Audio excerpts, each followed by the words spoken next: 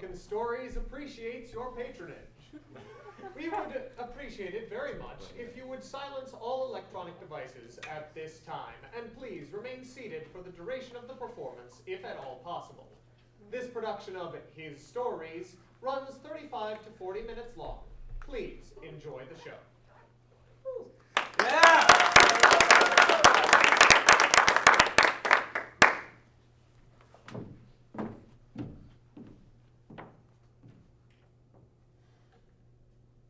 Before there was anything else, there was him and his joy.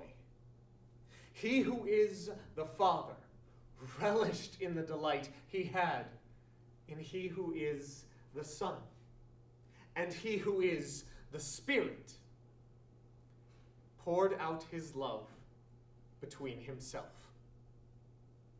Such delight, such unfathomable love and wonder and peace as he existed with himself.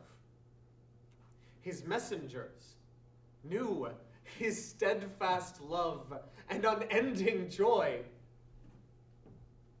But the greatest among these messengers grew the desire to be greater still.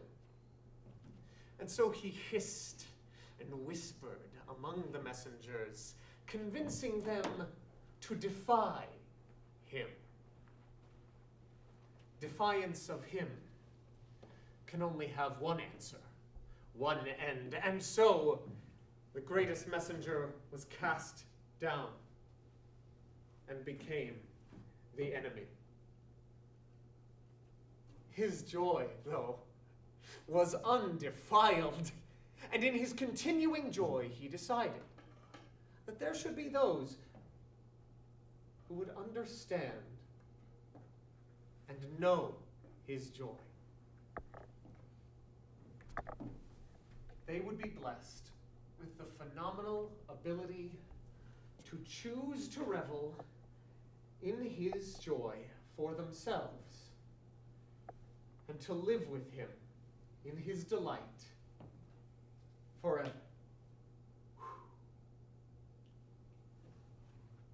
And so, he made mankind. Mankind knew joy then, and walked with him in his garden for all of their pleasure. The garden's beauty, the smells of its plant life, the songs of the charges of mankind, all were perfected in their walking, and the joy which was shared was unimaginable.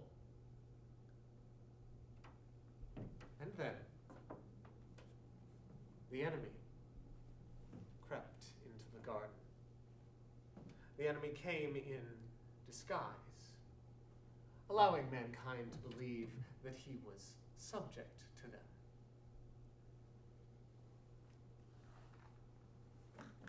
The lies the enemy whispered then went far deeper and twisted far fouler than the mere disguise suggested. And mankind was so fooled into believing that he who made them was deceitful and selfish.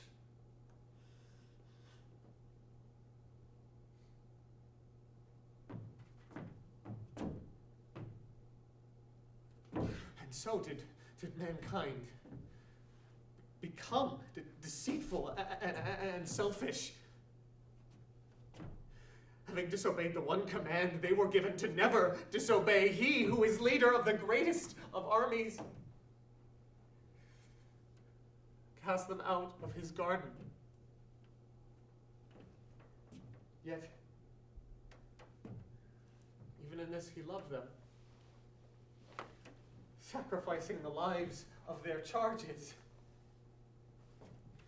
so that their evil might be covered up, and promising that a day would come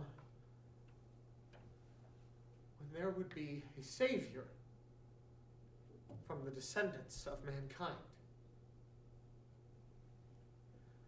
Mankind had children, but one killed another. And on as they came, they continued to kill and hate and cheat and lie. Some walked with he who made them, many more did not. The day came when so many were living with such rampant disregard for he who had created all, that he was driven to grief uncontainable. Much as he loved them, as he wanted them well, their evil could not be allowed any longer. And yet there was one with a family, who still loved him. So he commanded the one to build a great vessel. And build the remaining one did. Strange though it seemed, the remaining one trusted he who makes all things.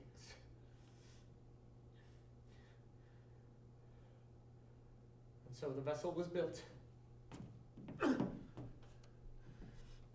the one and the family boarded with the charges whom he refused to see destroyed. And the door was shut. And the water came. And mankind was drowned. Yet one with a family remained. And they were made a promise by he who is eternally faithful, that he would never destroy all life by water again. In recognition of this promise, he hung a great multi-hued bow in the sky. He hung it over his hearth, like an archer now come home from battle. The family grew and spread and filled the earth again, but their sins remained alive. It was not long before many came to ignore or to forget he who made them all.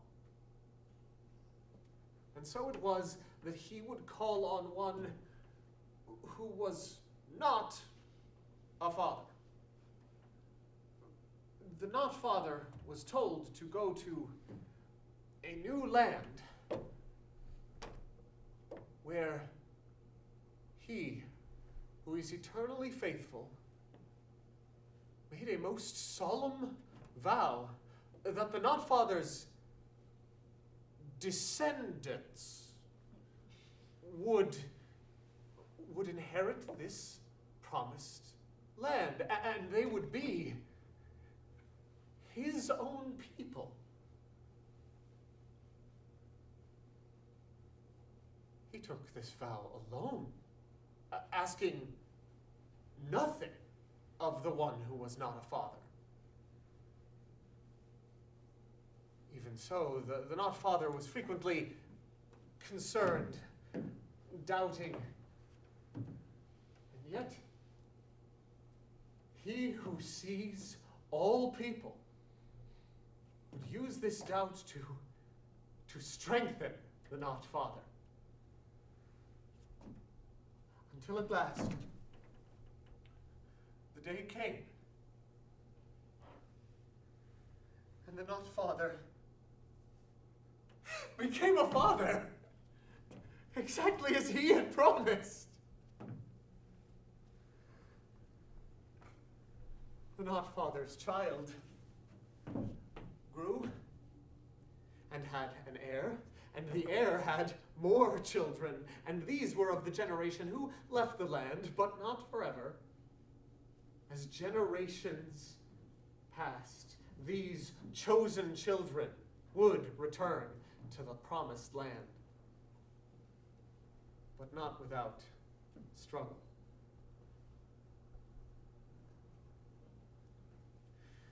As time passed, the chosen children came to be despised and enslaved by their neighbors. And so they cried out to He who is endlessly merciful, begging Him to free them and return them to the land that had been promised to their father. He heard them and answered, but not in a way any would have expected. He rose up from among them, one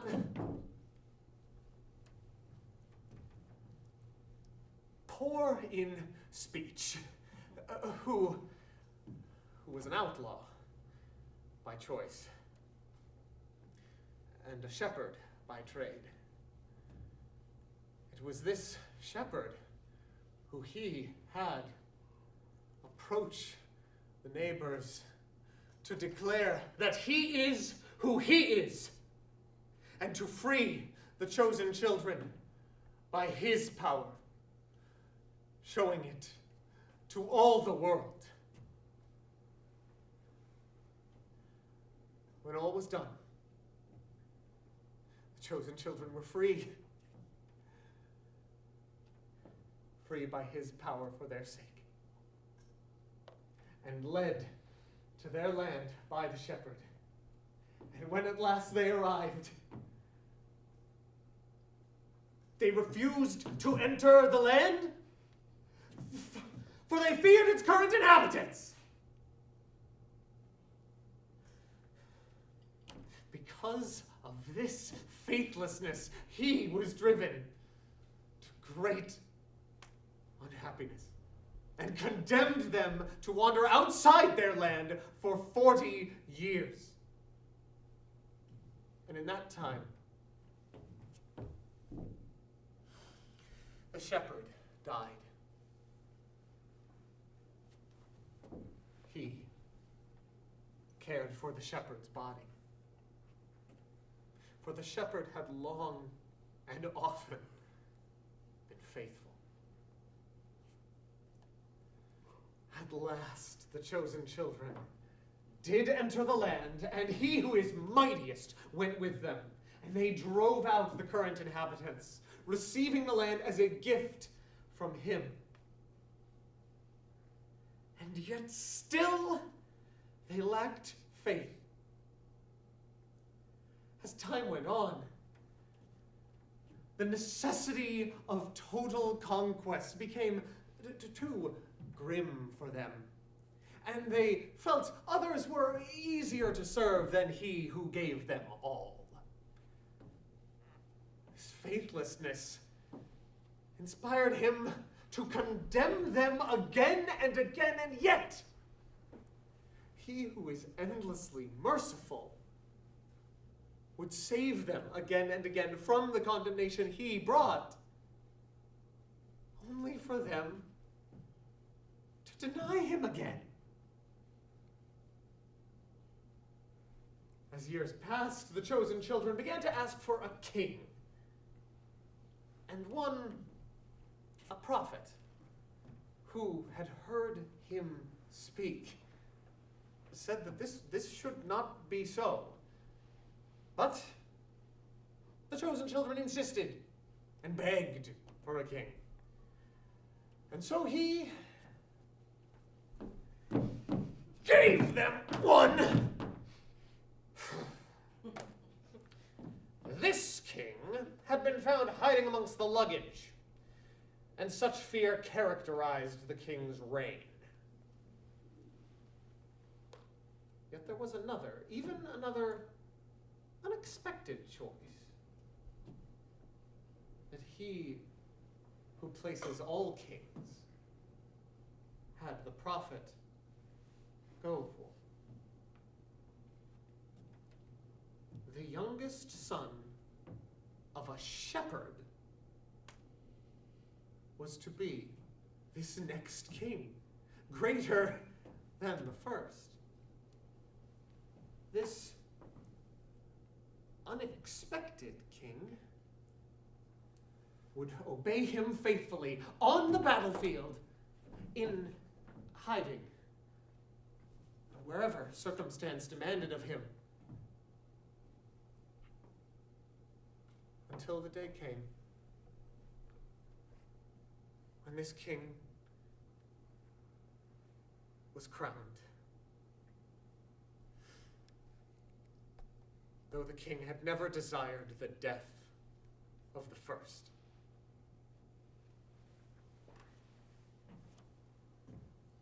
This king reigned well, but not perfectly. It was this king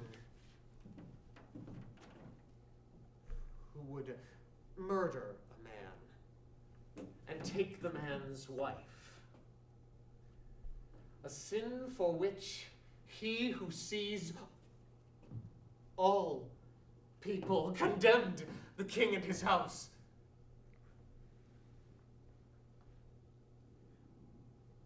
Such sin could be forgiven, but its consequences must still be felt. Still, the good king reigned until death, and was succeeded by a king who was granted wisdom from he who knows all things. Yet wisdom alone does not keep one from sinfulness forever. And so the chosen children began to see fracture in their land, fracture which spilled over in the days of their next king, the good king's grandson. So it was that the chosen children became two nations and remained such for far too long, as they came into conflict with one another, hating and warring with their brothers. They grew further and further from he who gave them all.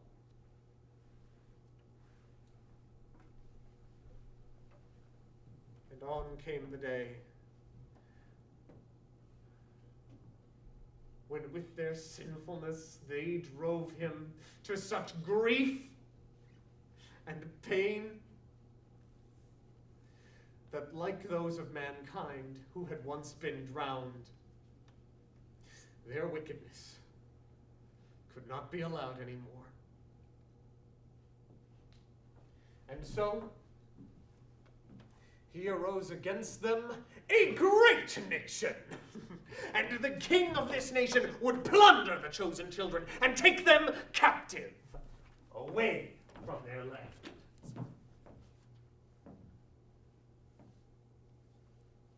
Yet even in this, he made them a promise that there would be a remnant and that the chosen children would one day return to their land. It was as he who is eternally faithful said. The chosen children returned with determination to be faithful to him. Centuries passed on, and great change came about in the land and among the chosen children.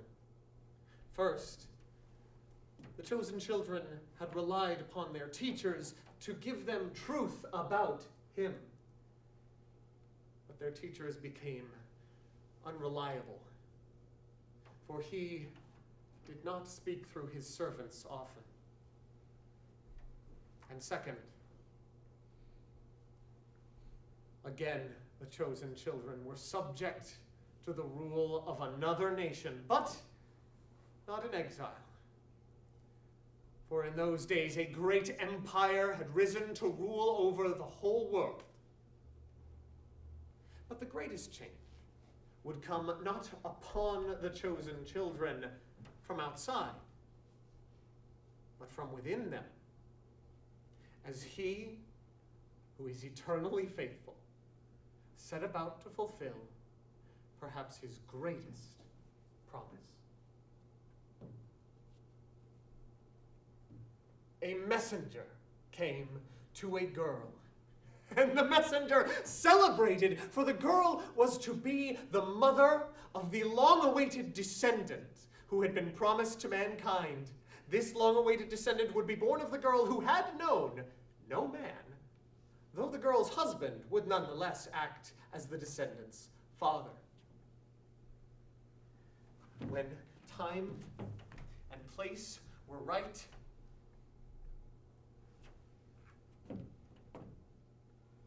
the girl gave birth. And the glory that was beheld then was cosmic and holy. He had sent a descendant who was not merely great, not merely like the good king or the shepherd or the father of the chosen children, who was not merely a man.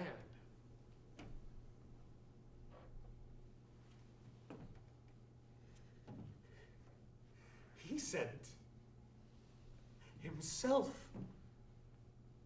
He who is the Father sent he who is the Son, knowing and delighting in himself from unimaginable pasts, to be born on earth among mankind with all their messes and struggles and pain. He who is the Son cried the cries of a newborn babe on that day. Born into the world, made by and from and for his own delight, born into it, to save those who would recognize him, and to fulfill his promises. One imagines that the messengers, beholding this overjoying, unimaginable, greatest of humble mercies, of self-deprecating kindnesses, must have desired to share this, to sing this, to praise his name to every created thing, and yet he would send them quite specifically to mere shepherds, men who worked out in the fields among sheep, who would surely be overlooked by those in authority in their nation, on their world.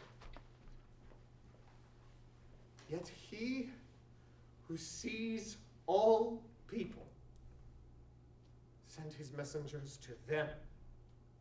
And the messengers sang and proclaimed his glory and the wondrous thing he had done. And these blessed shepherds went to see it for themselves. He grew among mankind, always one of them, but never merely so. Wise men would bring gifts to his mother and father's doorstep. His mother and father, wondering where he had run off to, would go looking for him, only to find him at the temple he had had the chosen children build and rebuild. And he would flee from the land to a neighboring country. And he would return again.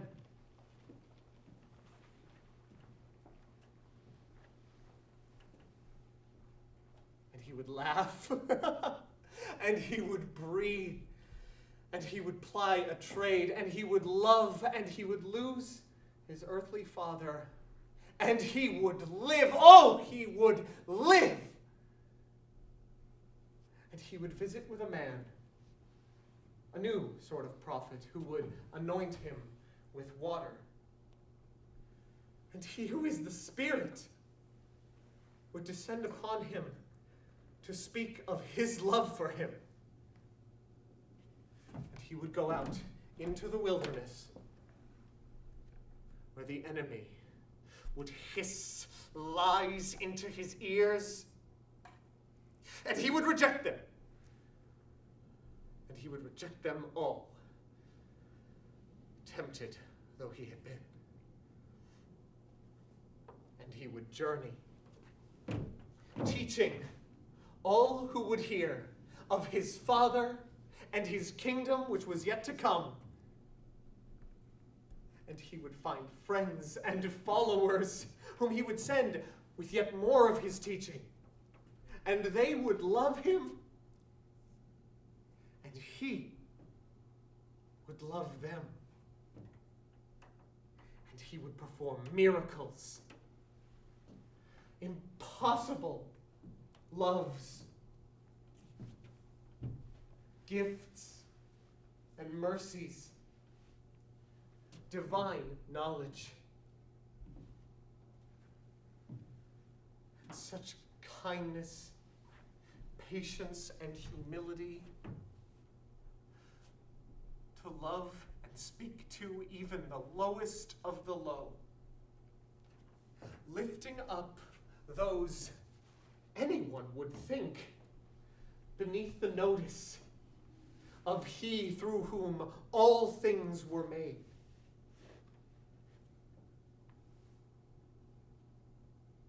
And he would be transfigured, revealed in all his glory to those closest to him.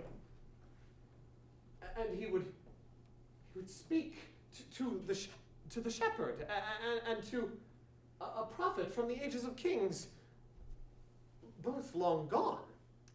Yet he would speak to them face to face, and his friends would marvel at these things. And he would mourn. His friend would die. And though he planned for resurrection, the grief and pain of this loss would inspire him to such tears that those around him would wonder at his love for the deceased.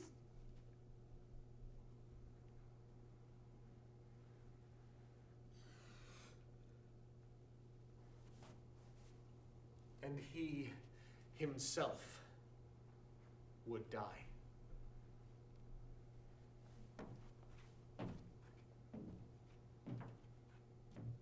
One of his friends, one who had so often been so close to the very hands and eyes and words and love of he who makes all things, would decide he was not worth all the earthly trouble that came with him, and that a few metal coins were worth more than his life with his creation.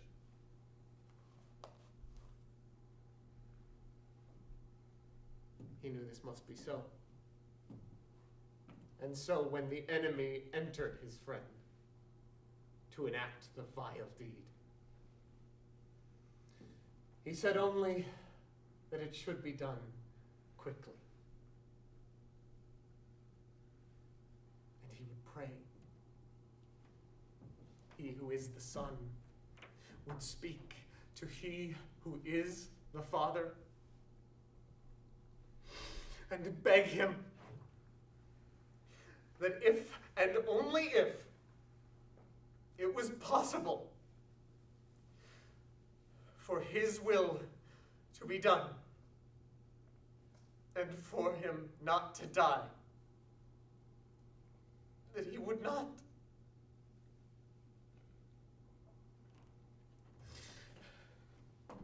He prayed and struggled and despaired such that his sweat became blooded. And his friends, who remained with him,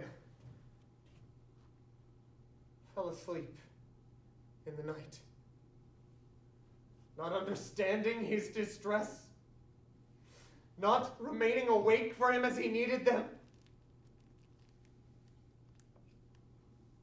And he was abandoned. His traitorous friend returned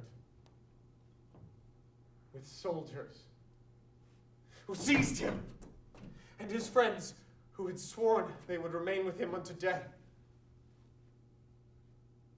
left, fled to save themselves. Not one remained by his side. Not one remained to suffer with him. Not one.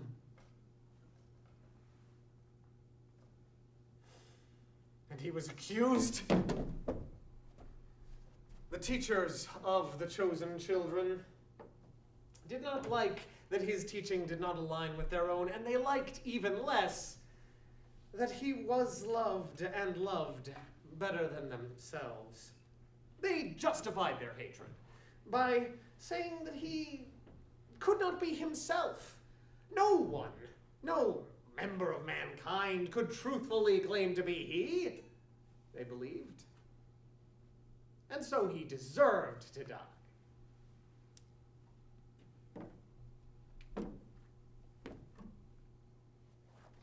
And he was violated. Those in authority over the chosen children had been convinced to treat him as a criminal, and they stripped him naked and mobbed him and beat him, and they tore the flesh from his back.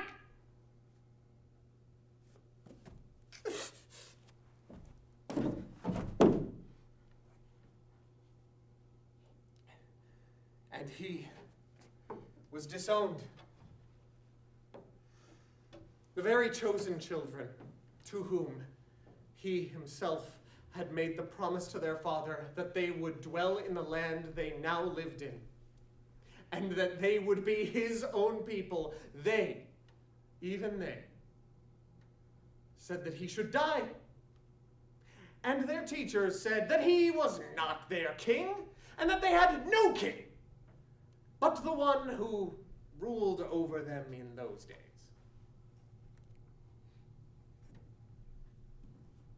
And he was tortured, sentenced to death. He was made to carry the implement of his own demise up to where he would die.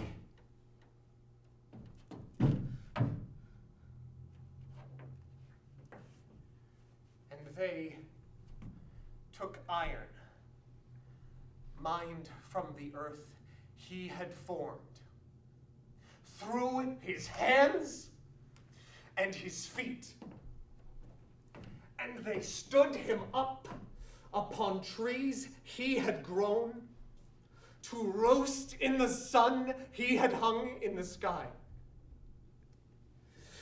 and struggle to breathe the air he himself had covered the land and the sea with.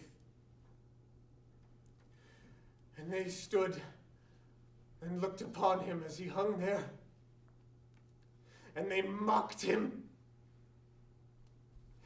And yet, somehow, even then, he loved them, sparing them the wrath of his father,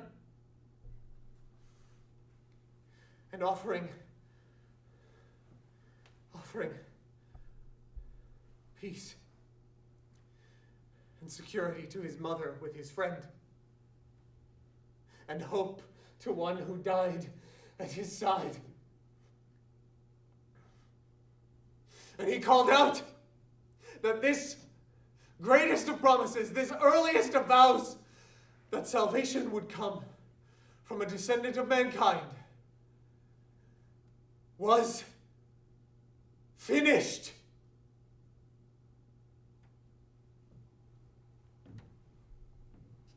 And he did die. As he breathed his last, the very land quaked, for its maker had perished. And the barrier that had gone up between him and mankind was torn apart, as if to say, "Come in to see me. I will welcome you." And yet so few realized it. His friends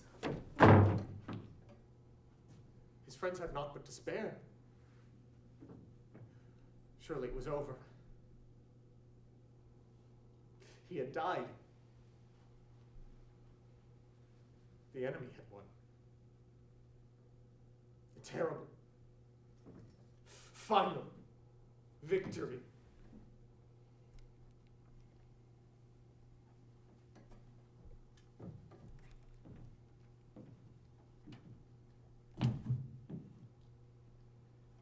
And he returned himself to life.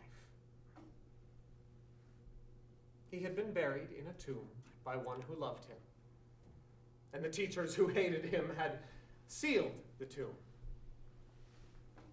Yet 3 days after his death, he left his tomb forevermore. He appeared alive to women who had loved him first, and to those who did not know him, to teach them, and to his friends. And his friends wondered at his resurrection. And he forgave them.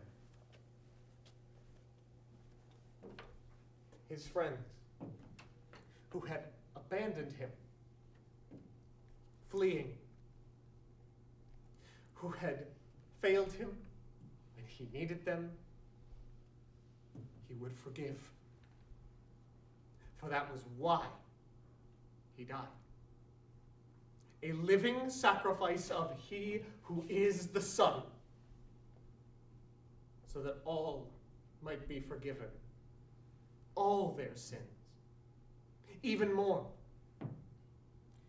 so that the infinite magnitude of what he had done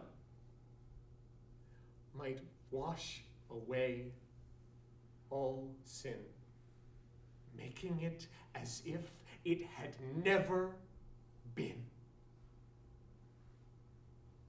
This great gift, this unmaking of the evil mankind had subjected themselves to from the very beginning, was offered not only to his friends, nor only to the chosen children, but to anyone who would believe in him and what he had done. And he is with them. He left this earth when his teaching was done, but not by death. He lives even now. And in his grace, he who is the Spirit came to indwell those who believed in his name.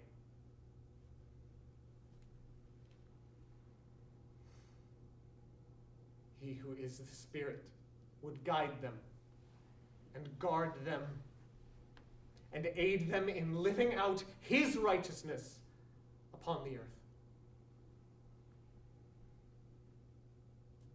And he will come back again. Someday not yet seen, we'll see him return and establish his kingdom upon the earth. The chosen children will have their land, just as he who is eternally faithful promised their father so very, very long ago. And those who are not of the chosen children will have their place among his people if they have received his adoption. And the enemy will be defeated and cast out forever. And there will be joy, for he will delight in himself as he always has. And his delight will overflow and overwhelm this greatest and infinite pouring out will catch us, even us, up. And there will be joy, and the joy will be his and our own.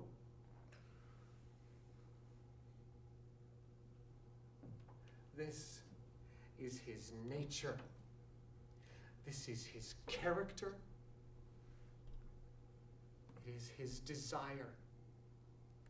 Such love, such joy.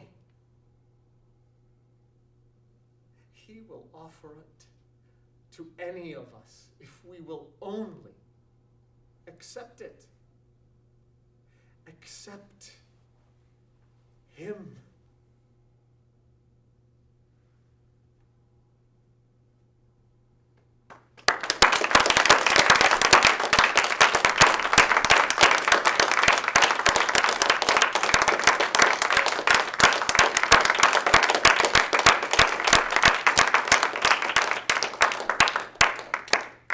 Thank you all so very, very much. This piece, there's a lot that I could say about this piece, but I think the only thing really worth saying is that it's not mine. Any flaw it contains, which I'm sure it contains plenty, that's mine. But any good that it does, any truth that it speaks, any power that it has is not mine, it's not from me, it's from the God who I described today. And it is an amazing blessing to be used by him in this way. I think there's this idea in our culture today that being used, it removes the power from you as an individual, and therefore it's bad. There aren't words to describe the strength that I just displayed to you. And again, I take no credit for it. It isn't my strength. But that's what makes it so much better. If this piece were mine, if it were something I really wanted to say merely because it was a story I really wanted to tell, or it was one of my ideas that I really like, and I just think you'll enjoy my idea,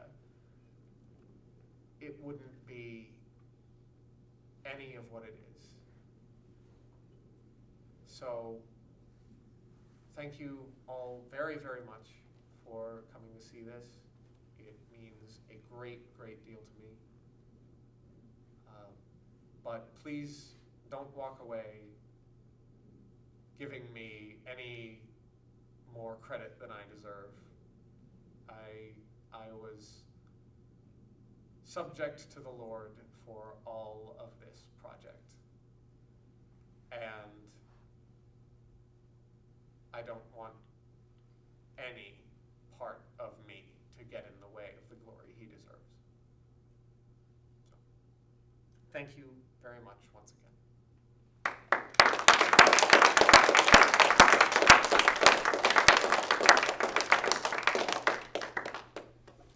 That's all. You can go home now.